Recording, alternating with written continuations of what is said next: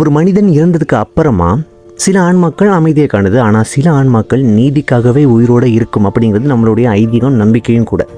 ஏன் நிறைய புராண கதைகளில் இது தான் சொல்லப்பட்டிருக்குது. ஐ திங்க் இது தான் பாகுபலி எட்டர்னல் வார்ஸோட ஒரு ஸ்டோரியாக கூட இருக்கலாம். அமரேந்திர பாகுபலி மகள்மதி சாம்ராஜ்யத்தில் இருந்து மறுமை உலகத்துக்கு பயணம் செய்கிறதுக்கு ஒரு மிகப்பெரிய காரணம் இருக்கலாம். சும்மா இல்லை, 125 கோடி இந்த அனிமேஷன் மூவிக்காக மட்டுமே ஸ்பெண்ட் பண்ணியிருக்கிறாங்க. ராஜமௌழி தான் இதை ப்ரெசென்ட் பண்ணுறாரு. அப்படி பார்க்கும்பொழுது இதை டைரக்ட் பண்ணுறது இன்னொருத்தர்.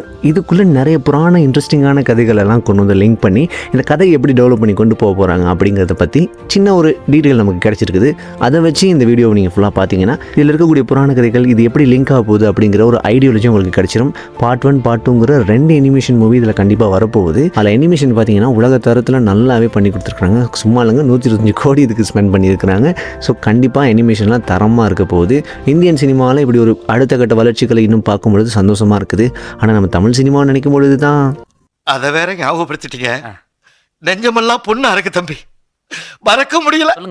இல்லைங்க தமிழ் சினிமாவிலேயே நல்ல தரமான படைப்புகள் வருது. ஆனால் நம்மளால் இன்னுமே கூட நல்ல ஒரு மிகப்பெரிய அச்சீவ்மெண்ட்டை கொண்டு வர முடியலை அப்படிங்கிறது தான் கொஞ்சம் கவலைக்குரிய விடயமாக இருக்குது. ஆனால் மற்ற இண்டஸ்ட்ரியில் நிறைய நல்ல படங்கள், அதாவது நல்ல விஎஃப்எக்ஸ், நல்ல குவாலிட்டியான படங்களை கொடுத்துட்டு வராங்க. பட் நம்ம எண்ணிக்கை ரீதியிலான குறைவான நல்ல படங்களை தான் கொடுத்துட்ருக்கோம். மிகப்பெரிய அச்சீவ்மெண்ட் அப்படிங்கிறது குறைவாக தான் காணப்படுது. ஆனால் நிறைய விஷயங்கள் சினிமா ரீதியில் கற்றுக் கொடுத்தது நம்ம தமிழ் இண்டஸ்ட்ரி தான். அப்படிங்கும் பொழுது அதை யாராலையும் மாற்றிக்க முடியாது. அதுதான் உண்மையான நிதர்சனமான உண்மையும் கூட. ஓகே, அசுரர்களுக்கும் தேவர்களுக்கும் இடையிலான போருக்கான காரணம் என்ன? இந்த ஃபாலோப் சிடி அப்படிங்கிற அந்த பாதாள மண்டலத்தில் இந்த ஸ்டோரி நடக்கிறதுக்கான காரணம் என்ன?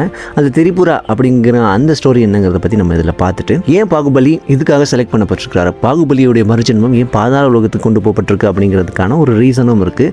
அதையும் நம்ம இந்த வீடியோவில் ஃபுல்லாக பார்க்கலாம். பண்டைய காலத்தில் 3 சகோதரர்கள், அசுர சகோதரர்கள் இருந்திருக்கிறாங்க. தரகாக்ஷா, மித்யோமலி, காமலக்ஷா அப்படிங்கிற 3 அசுரர்கள் இருந்தாங்க. இவங்க என்ன செஞ்சிருக்கிறாங்கன்னா, அசுரர்கள்னாலே தீயவர்கள் அப்படின்னு அர்த்தம் கிடையாது. அசுரர்கள் அப்படிங்கிறவங்க சாபத்தால் சபிக்கப்பட்ட ஆன்மாக்கள் அப்படின்னு சொல்லலாம். 3 பேரும் சேர்ந்து பிரம்மாவை நோக்கி ஒரு தவம் இருக்கிறாங்க. கிட்டத்தட்ட 1000 வருஷம் அந்த தவம் இருந்ததுக்கு பிறகு பிரம்மா தோன்றி உங்களுக்கு என்ன வரம் வேண்டும் அப்படின்னு கேட்டதுக்கு அப்புறமா இவங்க கேட்குறாங்க, எங்களுக்கு சாகா வரம் வேண்டும் அப்படின்னு கேட்குறாங்க. ஆனால் சாகா வரம் அசுரர்களுக்கு கொடுக்க முடியாது. இதனால் நிறைய பிரச்சனைகள் வந்திருக்கு. ஏற்கனவே நம்ம நிறைய புராணங்களில் படிச்சிருக்கிறோம். அதனால வேறு ஏதாவது வரம் வேணுமா இருந்தால் கேளுங்க, செஞ்சு தரேன்னு சொல்கிறாங்க. அப்போ இந்த 3 பேரும் என்ன செய்கிறாங்கன்னா, நல்லா யோசித்து நல்ல ஒரு அறிவுபூர்வமான ஒரு வரத்தை கேட்குறாங்க. எங்களுக்கு 3 நகரங்கள் செய்து தாங்க. ஒன்று வானத்தில், இன்னொன்று நிலத்தில், இன்னொன்று பாதாள உலகத்தில், அதாவது அடித்தள உலகத்தில் அமைச்சுத்தாங்க. இது 3மே தங்கம், வெள்ளி, இரும்பில் செய்து தரணும். இந்த 3 நகரங்களும் ஒன்னோட ஒன்று நேர்கோட்டில் சந்திக்கிறதுக்கு கிட்டத்தட்ட 1000 வருடங்கள் எடுக்கணும். அப்படி சந்திக்கிற அந்த சமயத்தில் தான் எங்களுடைய அழிவு நிர்ணயிக்கப்படணும். அப்படி சந்திச்சா மட்டும்தான் நாங்கள் அழியணும். அந்த டைமை தாண்டி எங்களால் வேறு யாராலையும் அழிக்க முடியாது அப்படிங்கிற மாதிரியான ஒரு வரத்தை இவங்க கேட்டு வாங்கிக்கிறாங்க. ஓகே, இது ஒரு புது ஐடியாவாக இருக்குது, ஒரு புது வரமாக இருக்குன்னு சொல்லிட்டு பிரம்மாவும் அந்த வரத்தை கொடுத்துட்றாரு. பிரம்மாவோட கட்டளைப்படி மாயா அப்படிங்கிற அசுரனும் ஒரு கோட்டையை வானத்திலும், இன்னொன்று தரையிலும், இன்னொன்று பாதாள உலகத்திலும் கட்டினார். இந்த கோட்டைகளை திரிபுரம் அப்படின்னு அழைக்கப்பட்டுச்சு. வரத்தை அளித்த பிரம்மா கடைசியில் சிவபெருமானால தான் நீங்கள் அழிக்கப்படுவீர்கள் அப்படின்னு எச்சரிக்கையை சொல்லிட்டு போறாரு. இந்த 3 பேருமே யாருன்னு கேட்டீங்கன்னா, தரகாசுரனுடைய 3 பிள்ளைகள் தான். இவங்க 3 பேருமே சகோதரர்கள். இப்போ தேவர்களுடைய முறையீடு என்னன்னு கேட்டீங்கன்னா, இந்த அசுர சகோதரர்கள் தங்களோட சக்தியினால தேவர்களையும் சரி உலகத்தையும் சரி துன்புறுத்துறதுக்கான வாய்ப்புகள் அதிகமாக இருக்குது. ஏன்னா இவங்க என்னதான் இருந்தாலும் அவங்க அசுரர்கள் தானே. ஸோ இவங்களை விட்டா நம்மளே துன்புறுத்துறதுக்கான வாய்ப்புகள் அதிகமாக இருக்கும். ஸோ இவங்களை எப்படியாவது அழிச்சிடணும் அப்படிங்கிற எண்ணத்தோட தேவர்கள் ஃபர்ஸ்ட் பிரம்மா கிட்ட போயிட்டு அதுக்கப்புறமா சிவபெருமான்ட்டையும் போயிட்டு உதவி கேட்குறாங்க. ஆனால் சிவன் என்ன சொல்றாருன்னா, அசுரர்கள் நல்ல ஒழுக்கத்தோட இருக்கிறாங்க, நல்ல மத சடங்குகளை கொண்டிருக்கிறாங்க. ஸோ இவங்களை உடனடியாக என்னால் அழிக்க முடியாது அப்படின்னு சொல்லி விஷ்ணு கிட்ட அனுப்பி விட்டுறாரு. இதை கேட்ட விஷ்ணு தன்னுடைய உடல்ல இருந்து ஹரிஹன் அப்படிங்கிற மாயா உருவத்தை உருவாக்குனாரு. வேதங்களில் சொல்லப்பட்டிருக்கிற சடங்குகளுக்கு மாறாக கர்மாவினுடைய முக்கியத்துவத்தை வலியுறுத்துற விதமா இந்த ஒரு எளிமையான தத்துவத்தை உருவாக்கி ஹரிஹனுக்கு விஷ்ணு அறிவுறுத்தினாரு. இந்த தத்துவம் என்ன சொல்லுதுன்னா, சொர்க்கம் அப்படி இல்லைன்னா நரகம் அப்படிங்கிறது இந்த பூமியில மட்டும்தான் இருக்கு அப்படிங்கிறத போதிக்குது. ஸோ இந்த ஹரிஹன் திரிபுரத்திற்குள்ள நுழைஞ்சி தன்னுடைய புதிய தத்துவத்தை பரப்ப ஸ்டார்ட் பண்றாரு. இதனுடைய விளைவுனால் என்ன நினைச்சுன்னா, திரிபுர அசுரர்களும் அவர்களுடைய குடிமக்களும் படிப்படியாக மத நம்பிக்கை அற்றவர்களாகவும் ஒழுக்கமற்றவர்களாகவும் மாற தொடங்கினாங்க. ஸோ இப்பதான் அசுரர்கள் தங்களுடைய நல்லொழுக்கத்தை இழந்துட்டாங்களே, ஸோ மறுபடி போய் சிவன் கிட்ட இவங்களை அழிக்கணும் அப்படிங்கிற ஒரு முறையிட முன்வைக்கிறாங்க. சிவபெருமானும் அதை ஒத்துக்கிறாரு. இப்போ இங்க பாத்தீங்கன்னா, தேவர்கள் செஞ்ச சூழ்ச்சியின் காரணமாகத்தான் அந்த அசுரர்கள் மறுபடியும் அழிக்கப்படுறாங்க. ஸோ அவங்களை அழிக்கிறதுக்கு விஸ்வகர்மா ரதத்தையும் வில்லையும் அம்பையும் உருவாக்க பிரம்மாவே தேரோட்டியாக மாறினார். 3 கோட்டைகளும் ஒரே நேர்கோட்டில் இணைஞ்சு சரியான நேரத்தில் சிவபெருமான் தன்னுடைய தெய்வீக படைக்கலமான பாசுபதாஸ்திரத்தை செலுத்தி திரிபுரசுரர்களையும் அவர்களுடைய கூட்டாளிகளையும் அழிச்சார். ஸோ இதைத்தான் நம்ம திரிபுர சம்ஹாரம் அப்படின்னு சொல்றோம். சிவனால் அழிக்கப்பட்ட 3 நகரங்கள். அந்த நகரங்களில் ஒன்று தான் பாதாள நகரம். இந்த அனிமேஷன் படத்தில் காட்டப்பட்டிருக்கிற அந்த பாதாள நகரம். ஸோ அழிந்த நகரத்தில் தான் இந்த ஒரு சீக்வன்ஸ் நடக்குது. உண்மையை சொல்ல போனா தெய்வர்கள் எல்லாம் சேர்ந்து தீமை அப்படின்னு நினைச்சு அவங்களை அழிச்சிருந்தாலுமே கூட, ஆனால் திரிபுரா மக்கள் கிட்ட ஒரு ரகசியம் இருந்துச்சு. அவங்க எட்டர்னல் லைட் ஆஃப் ஜஸ்டிஸ், நீதி அப்படிங்கிற ஒரு சக்தியை காப்பாத்திருந்தாங்க. ஸோ இது எப்படி பாகுபலி கான்செப்டோட சேருது அப்படிங்கிறத நம்ம பார்த்தோம்னா, பாகுபலி பாதாள மண்டலத்தில் விழுந்ததுக்கு அப்புறமா ஒரு அழிந்த நகர காட்சியை காண்கிறோம். அதுதான் திரிபுரா. அங்க ஒரு பழைய ஆவி, அதாவது திரிபுரா ரக்ஷகா அப்படிங்கிற ஒரு பழைய ஆவி என்ன செய்யுதுன்னா, அவர்கிட்ட போய் சந்திச்சு, நீங்க தெய்வங்களுடைய வீரன் கிடையாது, நீதியினுடைய வீரன் அப்படின்னு சொல்றாங்க. அங்க இருந்து தான் அவன் உணர்றான், தெய்வங்களின் ஒளி அப்படிங்கிற அந்த பேர்ல அநியாயமும் அகந்தையும் மறைஞ்சிருக்குது அப்படிங்கிறத பாகுபலி உணரலாம். உண்மையை சொல்ல போனோம்னா திரிபுரா அழிக்கப்பட்டது தீமைக்காக இல்லைங்க, அவங்களுடைய உண்மையை சொல்ல முயன்றதுனால தான் திரிபுரா அழிக்கப்பட்டுச்சு. ஸோ அந்த நகரத்தில் மறைஞ்சிருக்கக்கூடிய எட்டர்னல் ஃப்ளேமை, அந்த ஒரு சக்தியை பாகுபலி கண்டுபிடிக்கிறாரு.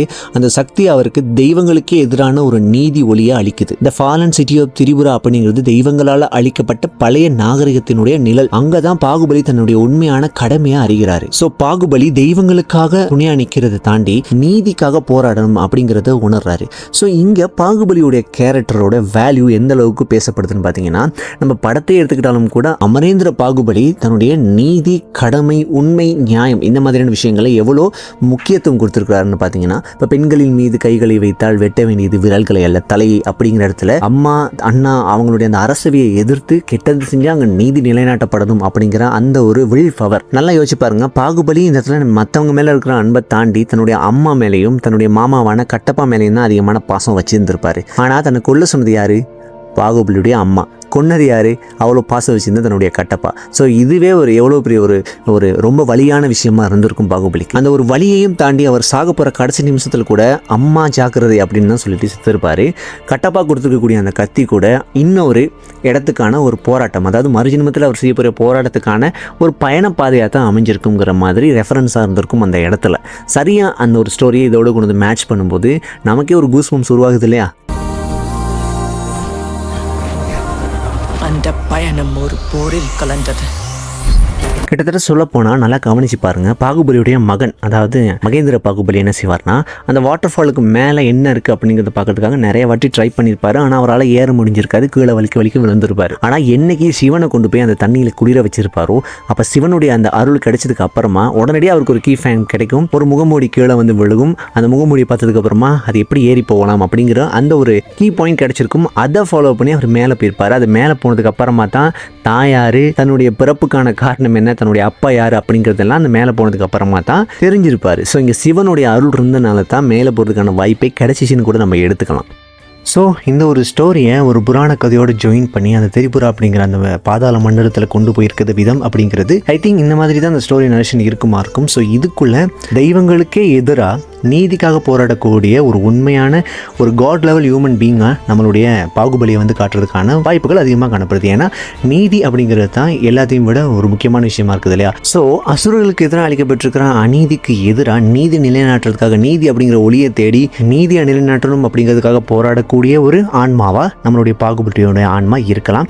ஸோ அதுக்காக ஒரு பர்பஸோட தான் அவருடைய மரணம் இருந்திருக்கலாம். இந்த மரணத்தோட பயணம் இன்னொரு போரினுடைய துவக்கமாக கூட இருக்கலாம்ங்கிற மாதிரி இந்த கதை கொண்டு போகலாம்.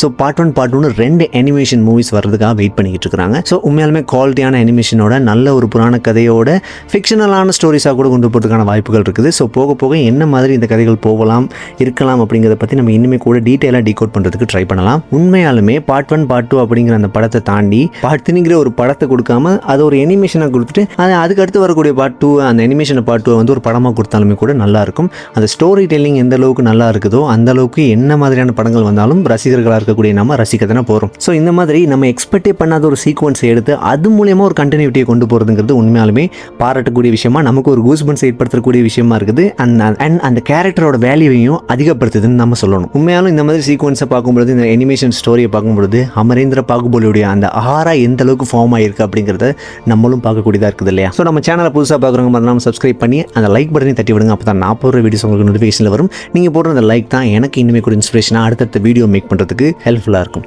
ஸோ நெக்ஸ்ட் ஒரு அமேசிங்கான வீடியோவில் மீட் பண்ணலாம். அது வரைக்கும் பாய். பேரண்டத்தின் எதிர்காலம் அவ்வொருவனின் கையில்.